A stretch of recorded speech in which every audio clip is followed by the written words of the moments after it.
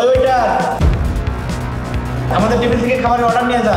Excuse me, একটু ভদ্রতার সাথে কথা বল। ওইটা আমার হাজবেন্ড। তুই একজন রেস্টুরেন্টের ওয়েটারের সাথে বিয়ে করেছিস? আমাদেরকে আগে বলিসনি কেন? কি ভেবেছিস আমরা জানতে পারলে ফ্রেন্ডশিপ ভেঙে দেবো? সামিয়া, তুমি আমাকে আগে বলনি কেন যে তুমি তোমার ফ্রেন্ডদের সাথে করে এখানে আসবে? আসলে ওরা আমার যশোরের ফ্রেন্ড। আমি যখন ওখানে জব করতাম তখনকার ফ্রেন্ডশিপ। আমি জানতাম না ওরা এখানে আসবে, হুট করে আসলো, তাই ওদের সাথে আমার দেখা হয়ে গেল। তোমাকে কিছু বলতে পারিনি। ও আচ্ছা, হাই, হ্যালো, কেমন আছেন আপনারা? অবভিয়াসলি ভালো, এবং আপনার থেকে আপনার ওয়াইফের থেকে শতগুণ ভালো। আশা করি আপনাদের আগামীর দিন আরো ভালো হোক। আরে না না, আমরা আশা করব তুমি যেন তোমার এই নিরাশার জীবন থেকে বেরিয়ে আসতে পারো। আন্ডারস্ট্যান্ড?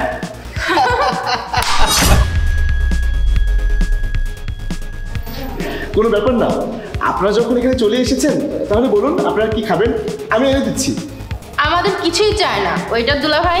আপনার বোর বন্ধুত্বও চায় না, আর আপনার হোটেলের খাবারও চায় না।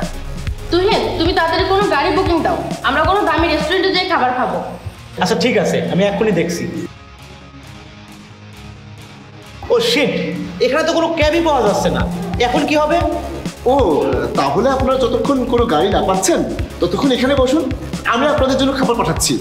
আরে আপনাকে যতটুকু ইনসাল্ট করেছি, অন্য কাউকে করলে এখান থেকে মাথা নিচু করে চলে যেত। আর ভুলে যেন না, আপনার এটা রেস্টুরেন্ট না, এখানে আপনার সামান্য কর্মচারী।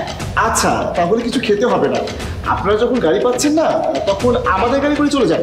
সামিয়া, তুমি যাও তোমাদের বন্ধুদেরকে ড্রপ করে আসো। বাহ, আজকাল ওয়েটারদের গাড়ি থাকে। সামিয়া, আমার মনে হচ্ছে তোমার হাজব্যান্ড অনেক টাকা বেতন পায়। আরে কি যে বলো, মনে হয় 12 লাখ টাকা দিয়ে 3-4 বছরের পুরোনো গাড়ি কিনেছে। যাই হোক সামিয়া, তোদের গাড়িতে চড়ার আমার কোনো ইচ্ছা নেই, কিন্তু দেখার অনেক ইচ্ছা আছে। চ গিয়ে দেখে আসি তোদের গাড়িটা কেমন। হ্যাঁ চলো।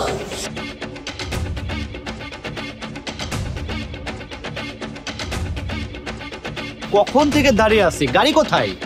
একটু অপেক্ষা করুন, এখনই চলে আসবে। গ্যারেজ থেকে ড্রাইভার বের করে নিয়ে আসছে। ওই যে দেখুন চলে এসেছে।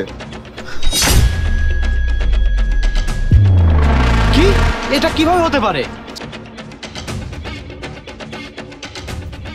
সামান্য একটা ওয়েটারের কাছে এত দামি গাড়ি?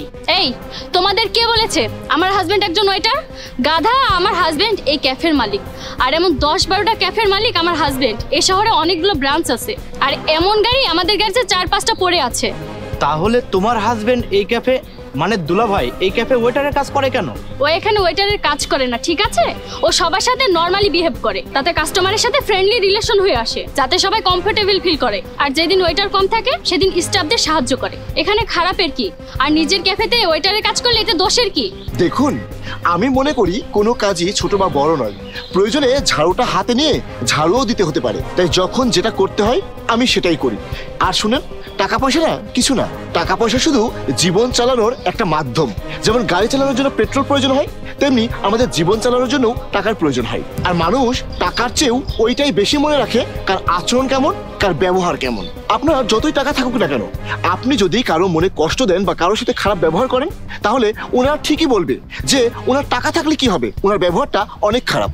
আরে জাহিদ, তুমি কাদেরকে শুধু শুধু জ্ঞান দিচ্ছ? এদেরকে আমি অনেক আগে থেকেই জানি, এরা শুরু থেকে এমন। এরা মানুষদের পোস্ট আর অর্থ দেখে বন্ধুত্ব করে। এরা আগেও যেমন ছিল, এখনো যেমন আছে, ভবিষ্যতে এমন থাকবে। ম্যানারলেস কোথাকার। Samia, I am really sorry, আমরা দুলা ভাইয়ের সাথে এরকম ব্যবহার করে মোটেও ঠিক করি নাই। সামিয়া প্লিজ ক্ষমা করে দাও না, আর আমরা তো বন্ধু। গোল্লাই যাক তোমাদের মতো বন্ধুত্ব। আর তোমরা, জাহিদ আমার হাজবেন্ড, তোমাদের এটা বলার পরেও তোমরা যেভাবে আমার হাজবেন্ডকে ইনসাল্ট করেছো, তারপরে তোমাদের কি মনে হয় আমি তোমাদের সাথে বন্ধুত্ব রাখবো? কখনো নয়। ইমন, এরা যেখানে যেতে যায় এদের সেখানে রেখে আসো। আর জাহিদ, তুমি তোমাকে বলেছিলে শপিং এ নিয়ে যাবে, আমি ফ্রি আছি, এখন নিয়ে যাবে? হ্যাঁ হ্যাঁ চলো। Good bye, take care. Samia, 1 minute. Samia,